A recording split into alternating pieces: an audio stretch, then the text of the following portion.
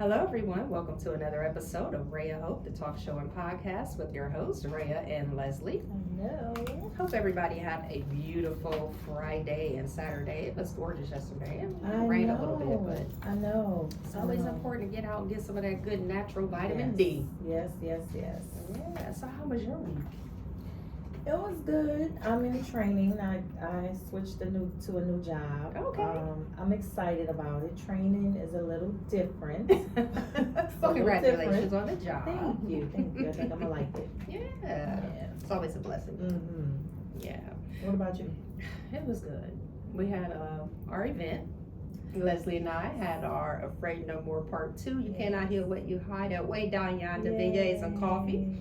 Shout out to Yana Miller again. Thank you so much. And our wonderful speakers, Dana Brock, Austin Parker, Dr. Diana Morgan. Thank you guys so much for showing up and giving back to our community and giving them the word to keep them inspired. Absolutely. Yeah, that was so beautiful. It was. All three speakers hit on things that I feel are so important to our community and just people in general. So shout out to you guys for coming and participating. We appreciate you. And to our mental health. Yeah. You know, they spoke about the spiritual aspect, the physical aspect, being reformed, being saved. You know, a lot of us start off in the world and we do some things that we're not proud of, or that people try to condemn us for, but you can be saved and reformed. Absolutely. And I thought that was so inspirational, especially because the young man that came and spoke about it had gone through so much. Yeah. And he was so transparent and vulnerable. Yes. But he just graduated with his associates in social work. I love that he turned what he went through into his purpose. Yes.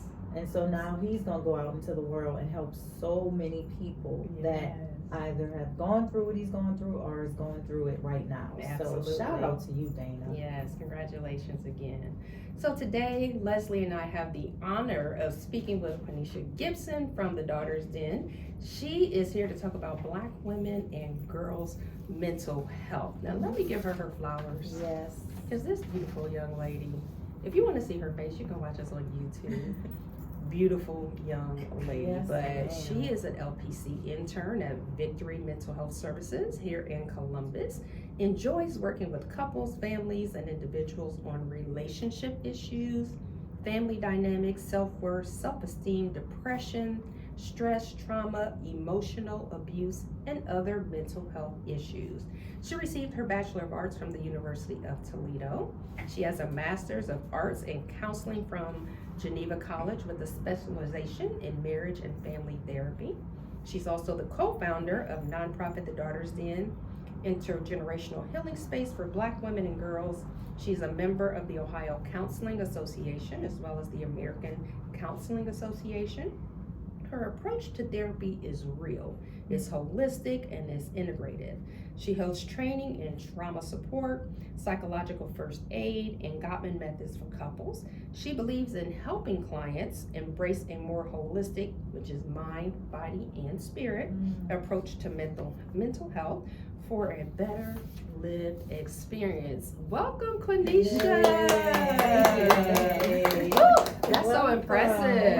Oh my gosh. And the work you're doing with young Black women and girls is so appreciated, but it's needed. Thank you. Yes. That is awesome. I gave you your flowers, but tell us about Quanishia. Who is Quanishia? I am the middle sister of 5 girls, originally from Cleveland, Ohio. I've been in Columbus for about 10 years now.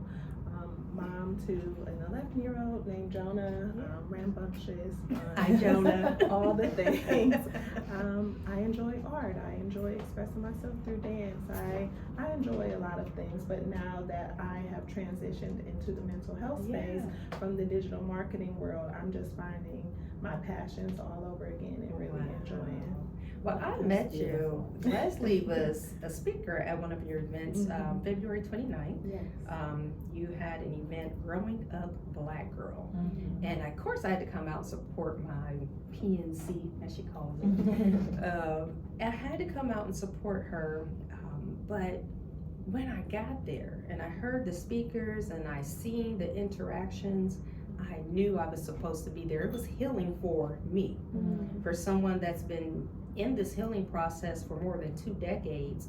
you always have more room to learn and educate yourself and to heal. So thank you guys so much for doing that. And I always say Leslie is a vessel of connection. So she always brings people together. So thank you, sis. Anytime. So Q, I actually met your co-founder, your sister, Miss Siobhan, and we were actually on a committee together. Okay. And I don't know if she told you the story. No. So it is it's very funny. So we were on a committee together and we were cleaning up.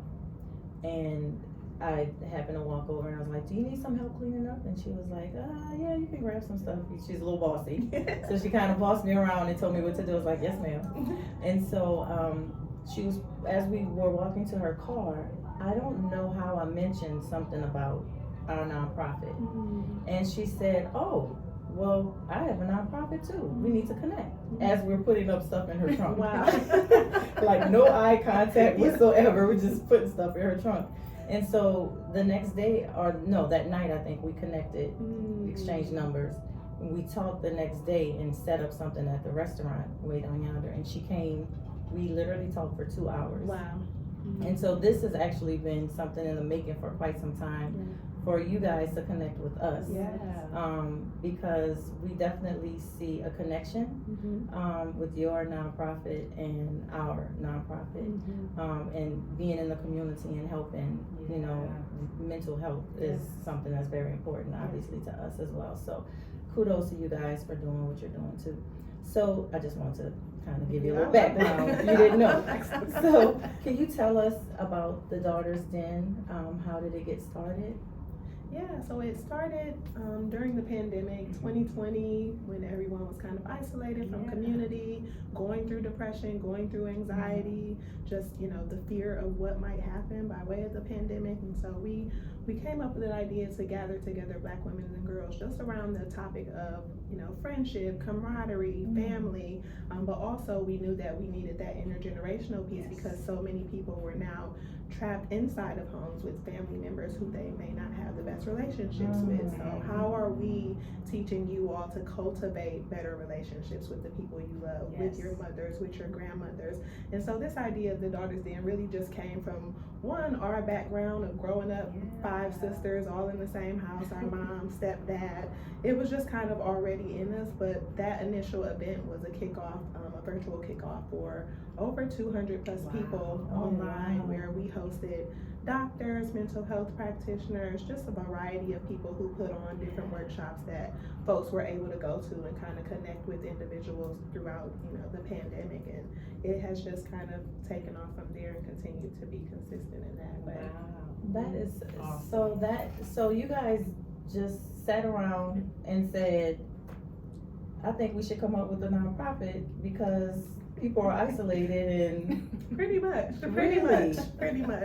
And again, it was just a culmination of all of our past experiences, just being Black women, being Black girls, thinking about what we would have needed at that time or what we still need. And me and my sister, we are kind of one and the same, though many people think we're day and night, but we just kind of hit the ground running, and we pulled in 4 other young women who we went to the University of Toledo with. They were really vital in helping us get established and just promote ourselves and get things off the ground. So it was very appreciated that they would even take part in the idea of the Daughters Den. I think that's so beautiful how you guys just came up with an idea.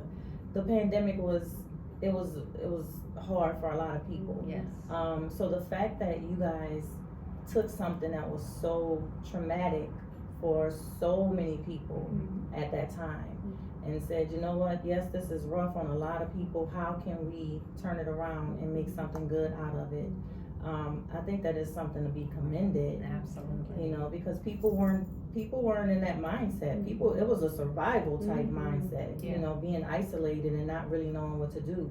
And so you guys coming together and trying to provide resources at that time when people weren't even thinking about resources or knowing where to even get resources. I think that is something that is truly, truly remarkable for you guys to come together and do that. Thank you. Yeah. How did you come up? How did you come up with that name, the Daughters Den? Because that was intriguing in itself. So many people come up with these different names and concepts, but the daughters then kind of resonated because many of us are daughters, and what we find in the household is that we pick up our culture, beliefs, our mannerisms, morals, and things like that being daughters. So how did you come up with the name Daughters Den? So my background is in digital marketing. I've been in that field for maybe about 15 years, so it just comes easy to me to make up these catchy names and do things like that. I've been into branding. I helped a lot of women small businesses with their branding over the years, so it was kind of a natural thing, but also just thinking about, again, going back to how we grew up. It was 5 of us, and so knowing that we are all daughters. If you're a woman and you're existing on this earth, you are somebody's daughter. Your mother is somebody's daughter, your sister, your aunt, everybody is somebody's daughter. And just this idea of the den, we felt would bring together kind of that sense of community and belonging for everybody. So that's kind of where that name came from. Now also, you are an LPC intern at Victory Mental Health Services. Can you tell us a little bit more about that and how you kind of fell into that, or place, because a lot of times it's purpose, but tell us about Victory Mental Health Services and your role there. I've loved it since I've been there. I started there in January, so as part of the program, we were required to do our practicum hours, internship hours, and I had a hard time finding a African American supervisor who I felt would really cultivate my skills in the areas for the people who I wanted to serve and work with. And so I called around everywhere, and it was just so hard to get a placement. It was so hard. You and Red can talk about that. That's a whole That's another podcast for you two. And so being a part of the Ohio Counseling Association, I reached out to them and they provided me with a list. So I just started calling folks, and one day I was actually out of town on vacation, but I was like, this lady's name stands out to me. Her name is Felicia Luckett. She's an LPCCS, so she has her supervision designation and everything. And I gave her a call, and she was just kind of taken aback, like, what? You want to work for me? Like, you really want to come here? And she had been in private practice for years, and so this was all new to her, but she had told me she had been praying for somebody to come and really, assist with her, her growth and growing her private practice. And so I had a conversation, and I talked to her about wanting to particularly work with the Black community, and her first words to me were, never apologize for wanting to work with the Black community. And I was like, okay, I can get with this lady. She does not have any fear with telling me how it is. I think my training will be really extensive there. And just, since January, she's just thrown me right in, because she had a long wait list, being that she is one of the only African American providers in the area that we're in. So she just handed over her wait list, and I kind of got down to business. God is so intentional. Yes. Because a lot of times those no's are to save us. And I had just talked about this yesterday, but we gotta slow down, we gotta stop, we gotta reevaluate, but those no's are so important to our growth. Because it will get you to the right yes. All the time. Because it's a mental struggle in itself, trying to find a provider to get you those hours. And it's so crazy. Like when Rhea would screenshot and show me, just other nurse practitioners who have finished, but they need their hours. I'm just like, I'm in awe, because I'm just like, what we need y'all. We need you guys, but how is it that you can't get your hours? That is so crazy to me. That's another podcast. I'm sorry. Everything has its timing. Everything has its timing, and everything has its season. So this lady prayed for someone like her. It got her. So those no's were so necessary to get you to your purpose. And I was reading Health Policy Ohio. They were talking about here in the Black community for females, there's been like 3.6% increase in suicidal ideation and death over the last couple of years or so. What role do you see yourself playing in helping Black women and girls with that? It's so much, and it is so deep. I get even young girls, 9, 10, who are thinking about suicide and just not knowing how to cope with their emotions. And I think the main thing and the main role that I get to play is teaching them just basic skills and letting them know that whatever you're going through, oftentimes it's normal. What you're experiencing might be normal. I know we have situations where trauma or unexpected events come up, but some are just the day-to-day, teaching them how to cope with normal things that happen in life, whether it's going to school and having some confrontation with peers or whatever it might be, teaching them how to actively cope and gain the skills that they need to just navigate the ebbs and flows of life. I think that's really my primary role. And now when I'm actually in sessions with these teens or these children, I'm realizing like this is not anything that we can't actually help solve or diminish some of the stress from that. And so just having these conversations with them, I'm realizing all we have to do is care and have conversation, have the right conversation. That's it. That's so beautiful you say that. I have an 18-year-old. I can't even get it out. I had to stop myself for a second just now. I have an 18-year-old who, her friends and herself also they had a hard time navigating through life. I said, that 2024 class is really, really special because they were those COVID babies. 2020 is when COVID hit, and so they started that isolation. She started the schooling from home. They had to do online, and then they went back to school, and then they had that isolation part, and then going back and trying to reacclimate themselves back into school and work. And some people fell behind, because they were at home and they weren't really doing what they should have been doing, so that generation or this generation, they really struggled and they're still struggling. They're still struggling. And I find too what you said about the caring part. I'll just be really transparent. There was a little time when me and my daughter, we bumped heads, and it wasn't because I didn't care. It was because I didn't understand how to help her. I didn't understand how to understand her, I guess is what I want to say. I didn't get when she was coming home saying, I'm stressed. What are you stressed about? What? All you have to do is go to school. Like, you don't have a bill in this house. I'm stressed. So what? But I realized that was her way of reaching out to me when she was 12 and 13 and 14. She wanted to talk about what she was stressed about. Well, now she's 15 and 16. And now I want to talk to her because I figured out how to communicate with her, but she don't want to talk to me now because she's closed, she's shut down because when she wanted to talk to me, I shut her down. You know what I'm saying? And so I think it's important, parents, that when these kids are trying to talk to you, don't shut them out.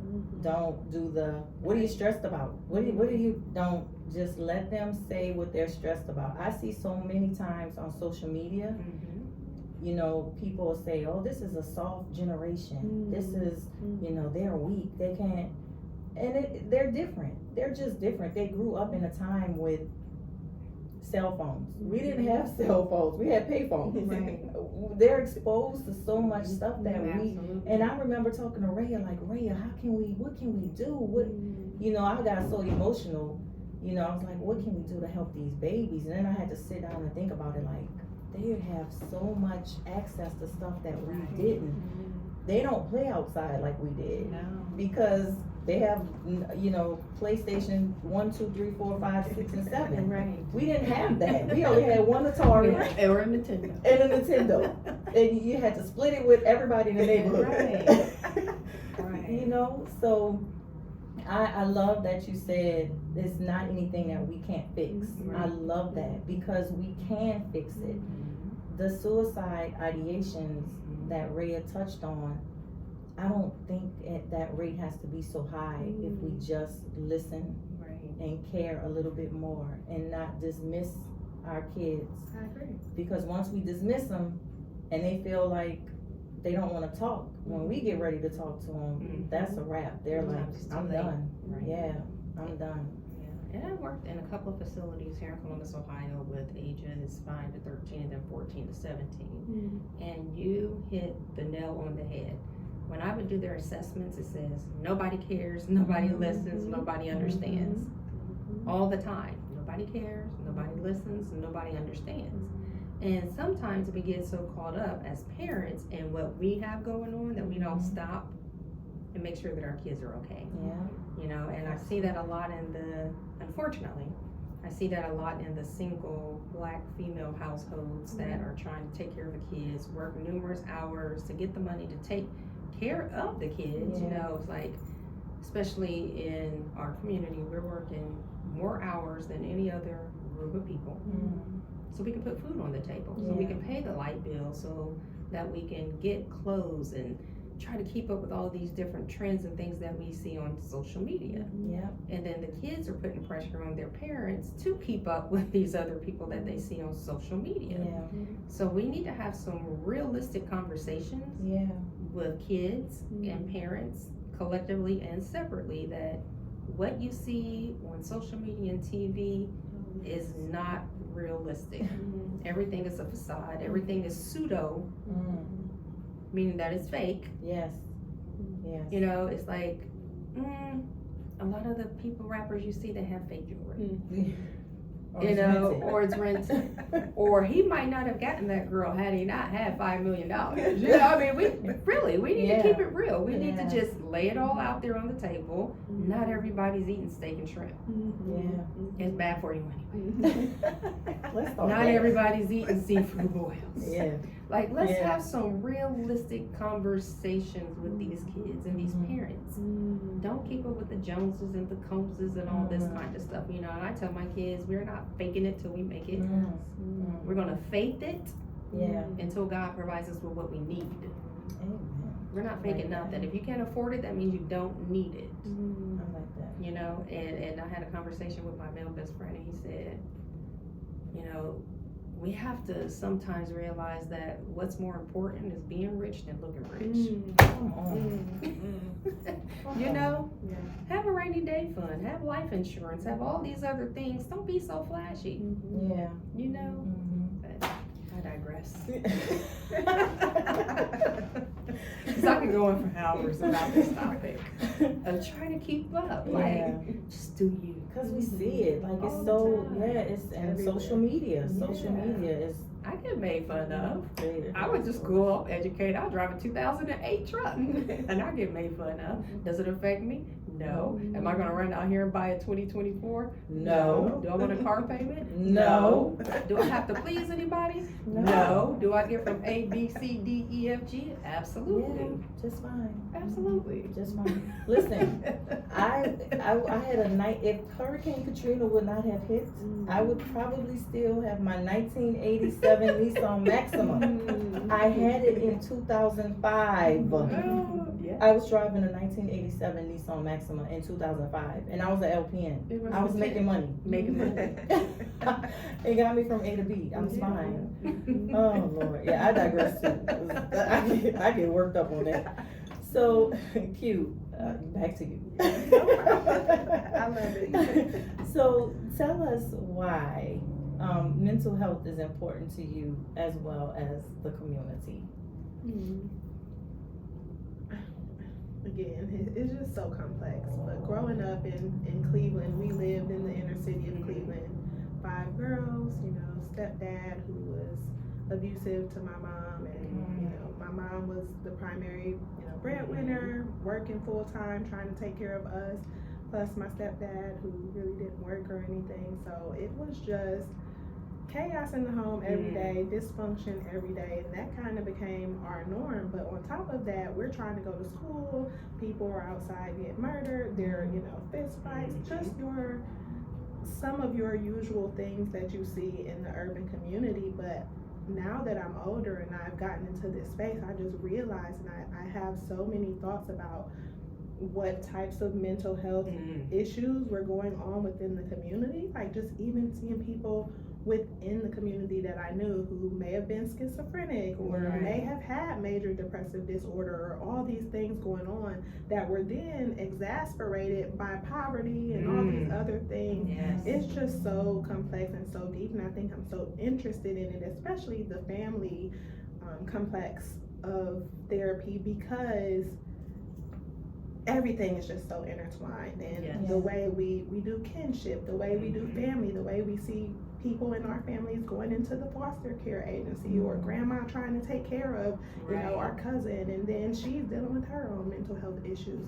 I think the African American family culture is just made up of so many different types of structures and so many different types of issues that we'll never get to the bottom of everything. But what can we do collectively to just be a part of a better solution for each other? And so that's what really draws me to it, just all of our different unique experiences and seeing how we can come together as a community, even if it's just helping somebody survive another day. You know, like what can we do for one another to, you know, encourage that type of movement forward. I mean, there's generational trauma that's passed on, you know, and it takes one person to make a choice, generational choice, to say I'm going to get help and I'm going to deal with it. So thank you for all you do. It's important. And I was gonna touch on that and just have you explain a little bit more, because I read on you guys' website, you guys deal with the intergenerational trauma. So can you explain just a little bit more about that? So I think this was 2020. 2021. We started our first mother-daughter cohort. So just when you think about all of the trauma your grandmother went through that might have been passed down to your mother, and you know, the after effects of that trauma that have then been passed down to you, we see that a lot of times in African American mother-daughter relationships, father-daughter relationships, sibling rivalries and relationships.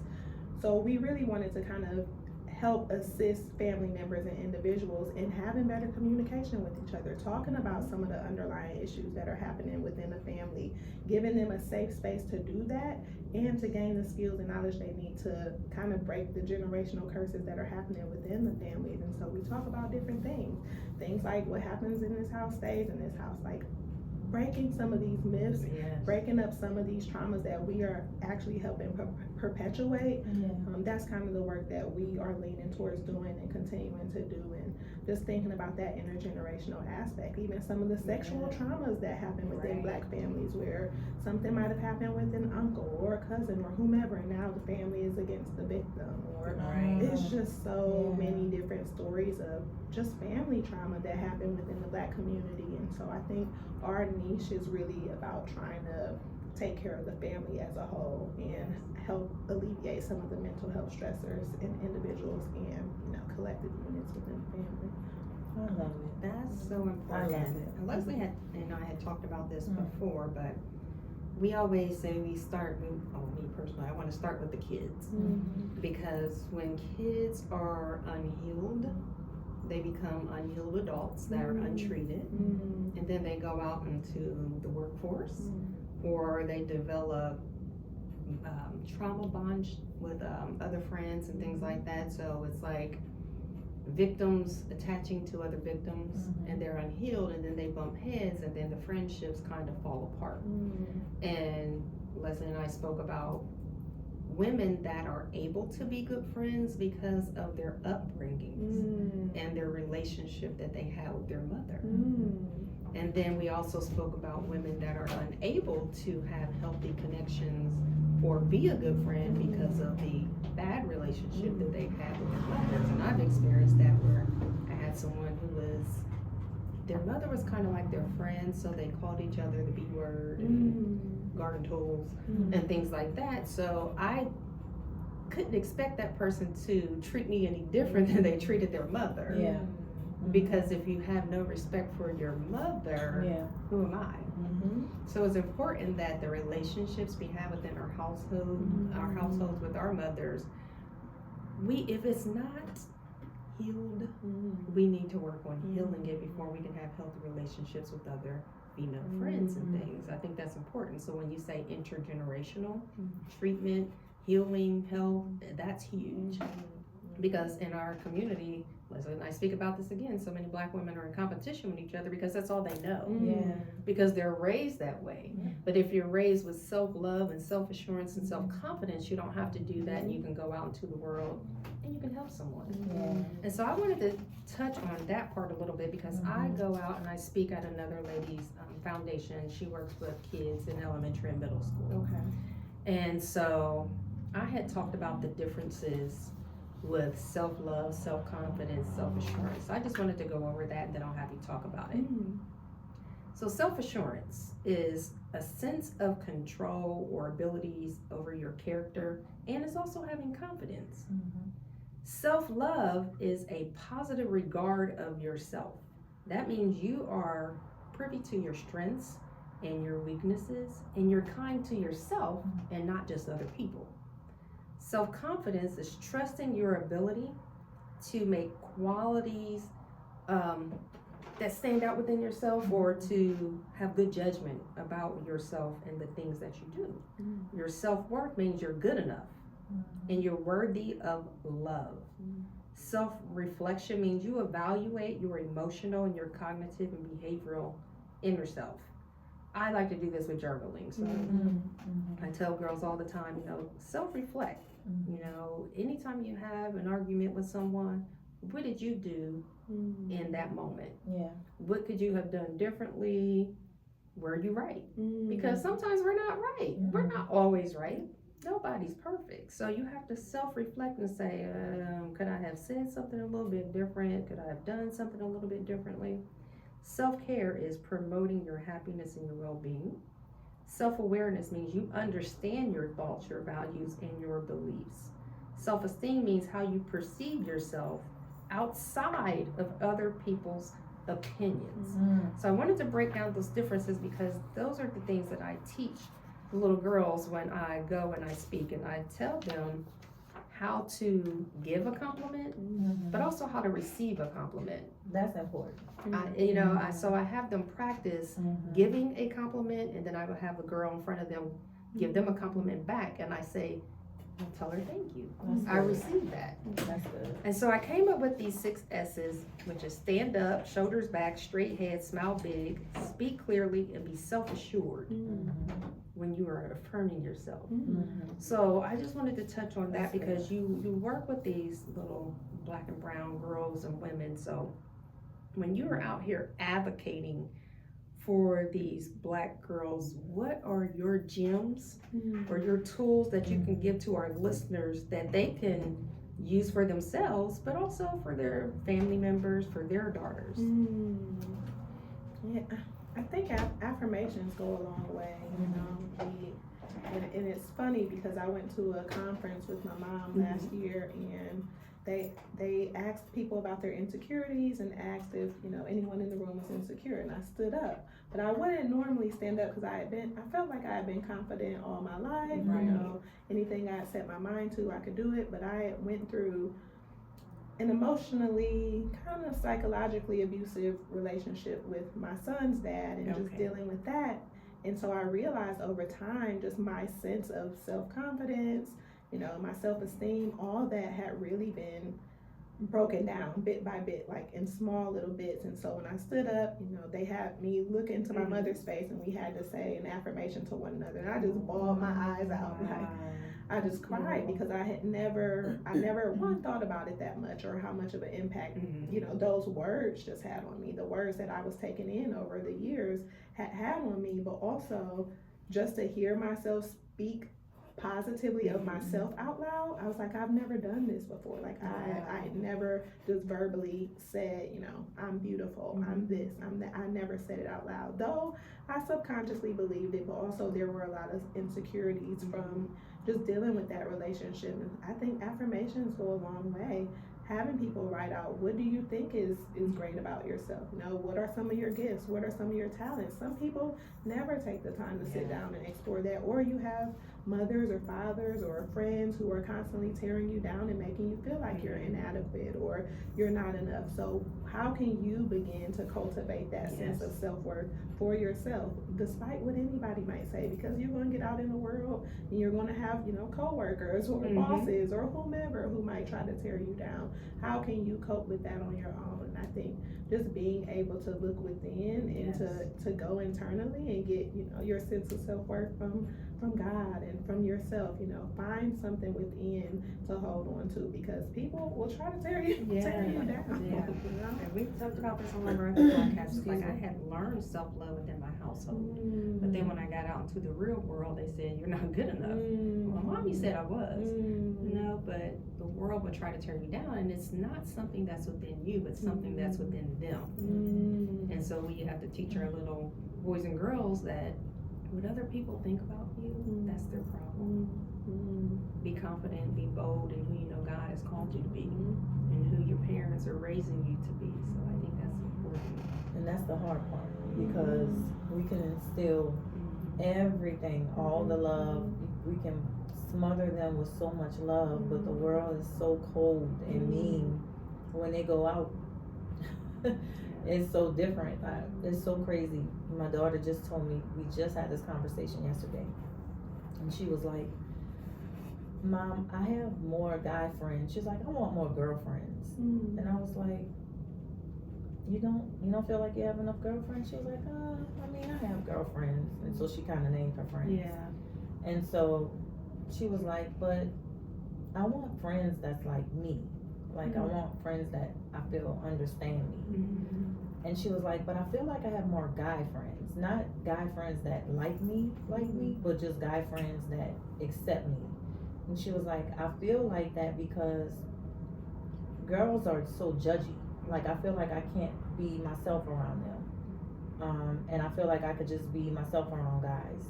And so her thought process is, which is kind of sad, I feel more comfortable with a guy relationship than a girl relationship as far as friends, because the guys aren't going to judge me when it should be the opposite, and nobody should be judging anybody, first of all, but this is just the world we live in.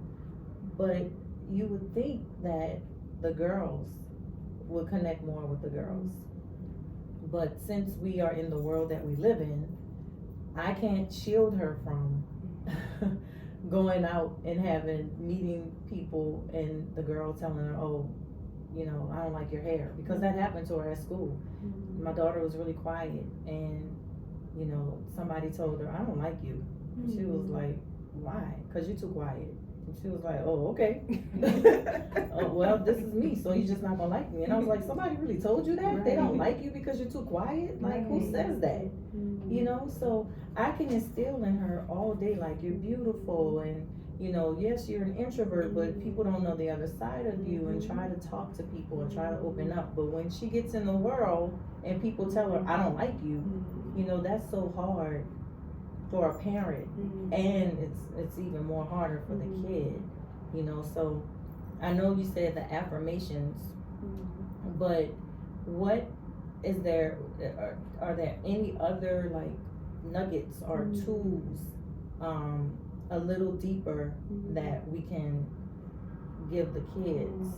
And when you were talking about that, a phrase that I often think about came to my mind, and it's learn to see people from the perspective of their pain. When I learned to do that, when I say a lot of things just stop bothering me and stop, being able to get to me and tear me down, when I'm able to see that you're dealing with something deeper that I have nothing to do with. You're dealing with a lot of stuff that I cannot even help solve, but you're coming out into the world and you're, putting your traumas off on other people and treating other people a certain way because you have unhealed things. I'm going through my process of healing. I'm working towards, trying to teach my son how to treat people and different things like that. But I think I often tell people, even some of my clients, learn to see people from the perspective of their pain, because then some of that stuff would go right over your head. If you're like, he's waking up every day on the wrong side of the bed, that he has to deal with that. These are some, and not to say that it's not going to bother us, and we have to learn how to create boundaries with these type of people, or, you know, maybe just take ourselves out of the environment completely. But once I learned to do that, I think that was one of the nuggets that always sticks with me. I like that. And I like I that. tell Leslie that. Leslie was one of those people when I met her, she would like to dim her light to make other people feel secure about themselves. And I said, no, we don't dim our light, because people will confuse your confidence with their insecurities. And so we can't dim our light, because we are made in God's image, and He made us this way to bring other people to Him, because it's not about us, it's about us bringing people to Him. And so I told her, you cannot dim your light to make other people feel good about themselves, because it's something within those people that they need to work on. And I had to learn that. So now that I've learned that and I'm moving on, it's my job, my duty to help other people learn that, because we are made to shine for a reason. When you have a connection with God and you are bringing people to Him, that's all that matters. So we can't worry about those people who are like, I don't like you, you're too quiet, you talk too much, I don't like your accent, I don't like, we can't worry about that. We're here to fulfill a purpose. And that purpose does not mean we have to appease you so that you will like us. Not everybody like Yahushua, Jesus. Nobody, they condemned Him. They killed Him. Our purpose is to bring people closer to God. Our purpose is to help people heal. Is not to be liked by every person on this earth, especially those people who don't like themselves. That's a whole nother podcast. It's a whole nother podcast. We have to just be mindful that, you know, some people are going to live off of being a victim. It makes them feel better about being toxic. It makes them feel better about not being a good friend. It makes them feel better about everything is about me. So we have to be mindful of that. So I tell her all the time, it's not your problem, that's their problem. And it took me a while to realize that. It like really took me it took me a while to realize that, because I realized also in therapy, and me going through therapy, that I was a people pleaser.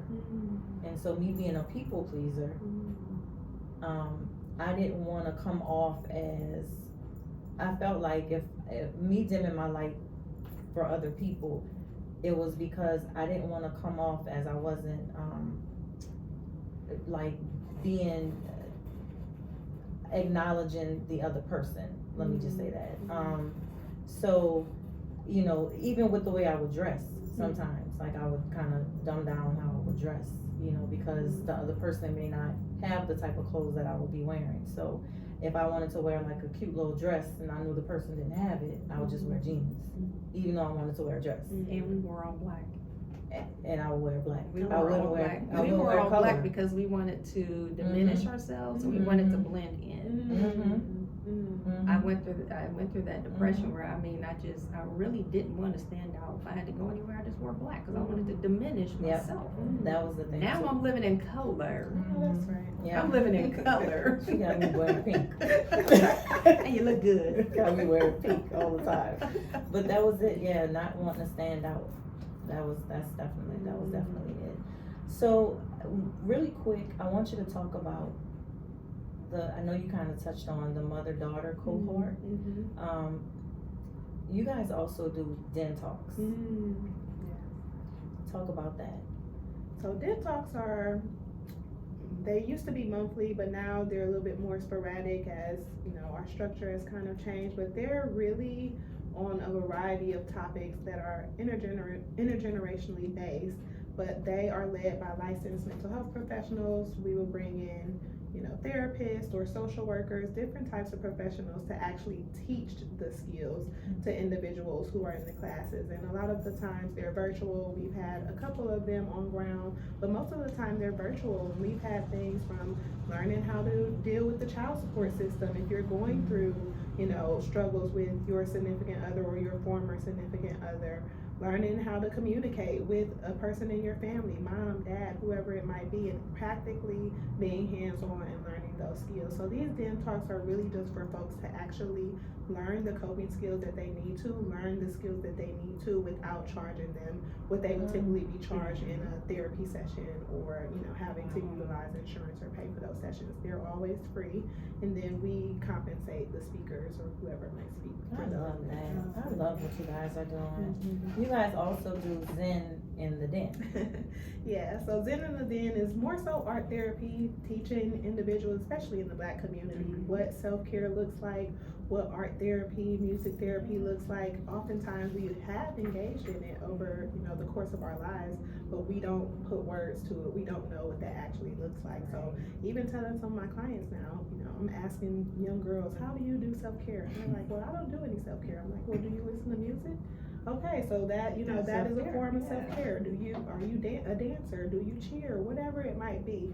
Utilize that, move your body, elevate your mind in some type of way, use your senses, and this will also help alleviate some of the stress and some of the depression that they're dealing with. And I don't think they often see it like that, but once you put it into perspective for them, a new world kind of opens up, and they're using it now as a coping skill and knowing that that is what they're actively doing. I love that. That's great. And another thing you touched on, the generational self, and touching the whole family, from the grandparents to the moms to the daughters, as a collective, as a whole. One thing that I like to focus on is generational knowledge of self. And that's something that we talk about within my family, is that we know who we are, we know where we come from, so therefore we can be kind to ourselves. Because if you have generational knowledge of self, the world cannot define you. Social media cannot define you. Rap videos cannot define you. All these things, the Instagram models, and they can't. If you have generational knowledge of self, that means read, study your word, know who you are. Don't fall into what they tell you are, because on the news we see so many negative images of ourselves. We read articles that are negative about ourselves. So educate yourself on who you are, where your family came from, your background, because they're trying to get rid of our history. Educate yourself. And pass that on to your kids. My mom, she will sit and talk to my sisters and I and our brothers, and she'll tell us about who we are, where we came from. I mean, generations and generations. Like, one of my uncles was one of the first Black surgeons, first Black doctors, who actually sewed a man's heart together in between heartbeats in the 1800s. And so now we have a long generational list of doctors in our family, and educators, like they're professors, they're doctors and things like that. So we don't believe the things that they tell us about ourselves. And she grew up in Alabama. So down south they had it kind of rough. So make sure you're passing on that. You don't always have to pass on generational curses. It can be information to show you who you really are.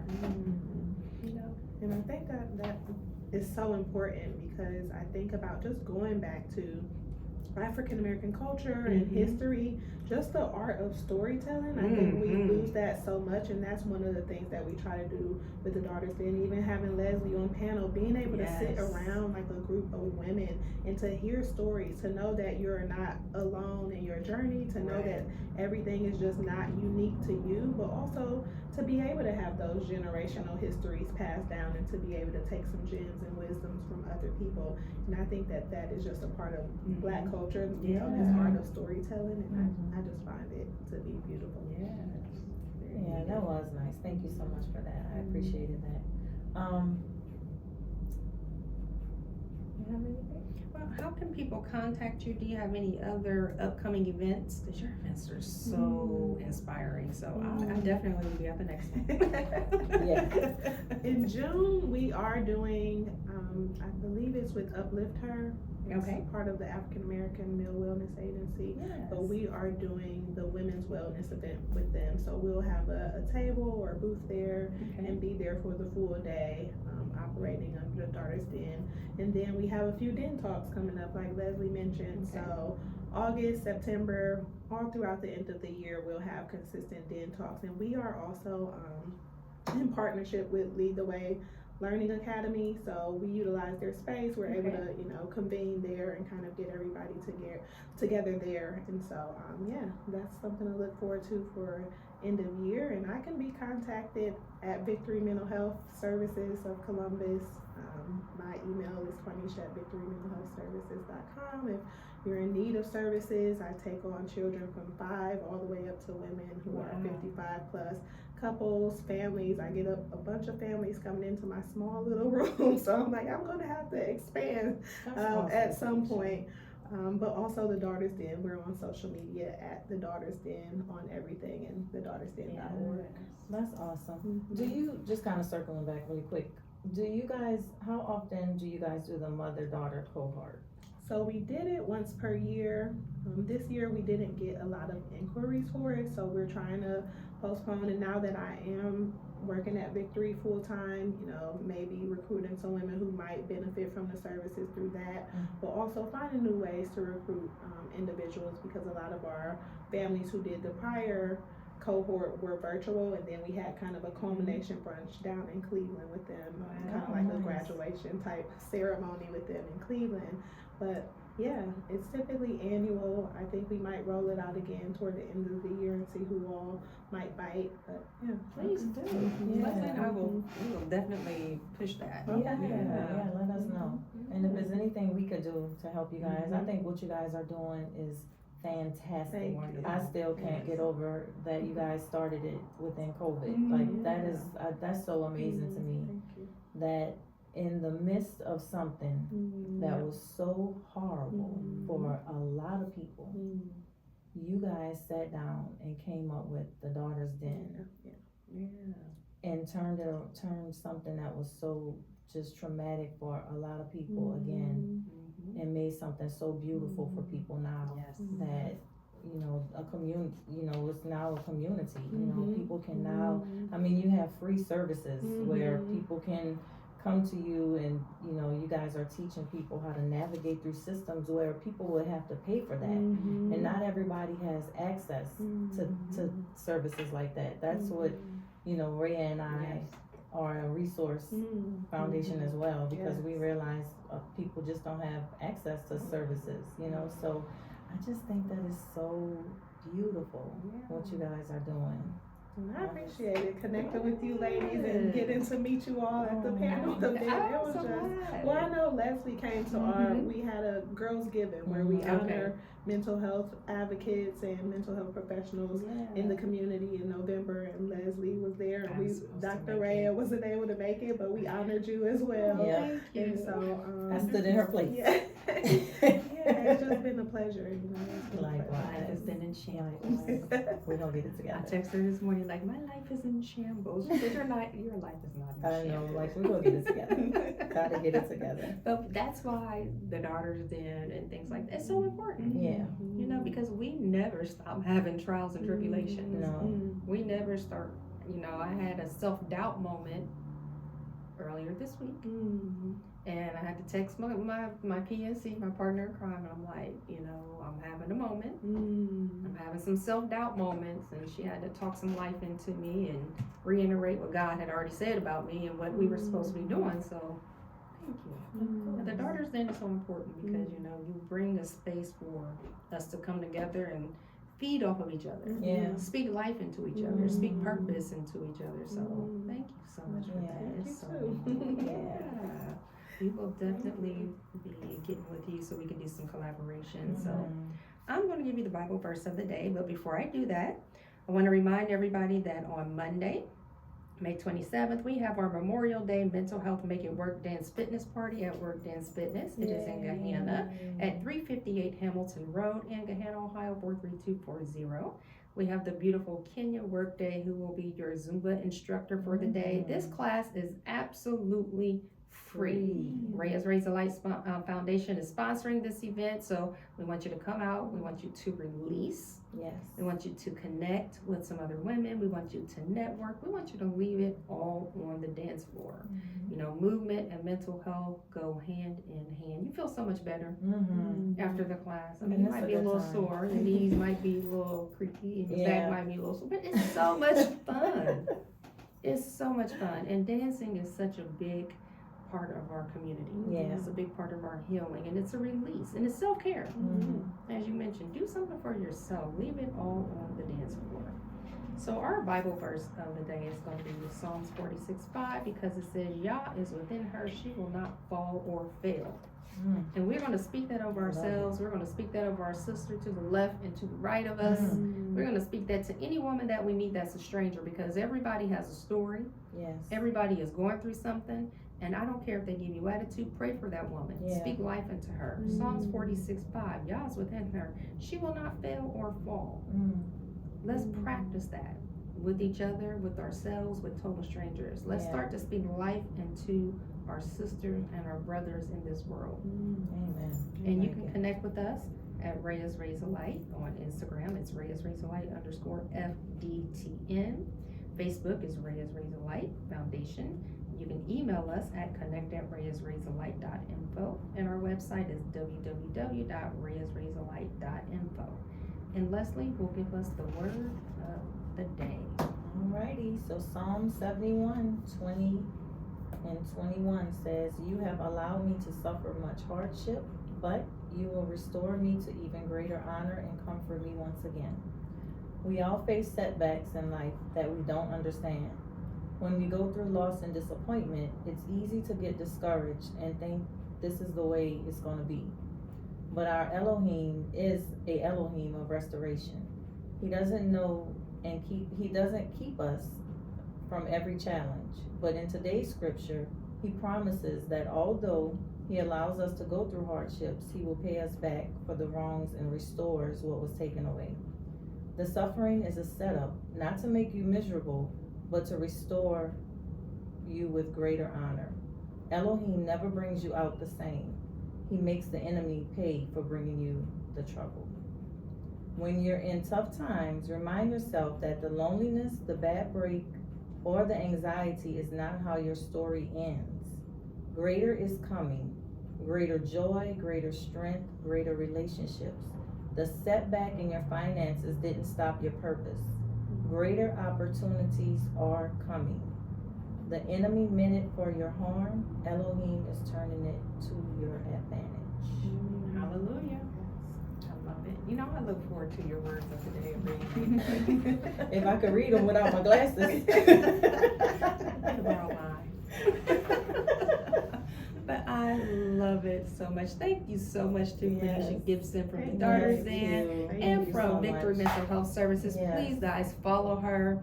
She is taking new patients. Please reach out to her, connect with her. And it's okay to ask for help. We want to stress that. You know, you cannot heal what you hide. Thank you guys so much for this beautiful episode. Thank you, Sisterhood and healing. And thank you to the Bishop for coming in and working with us. Hey, Bishop. Appreciate you. Thank you guys. Have a wonderful Saturday. Bye-bye. Bye.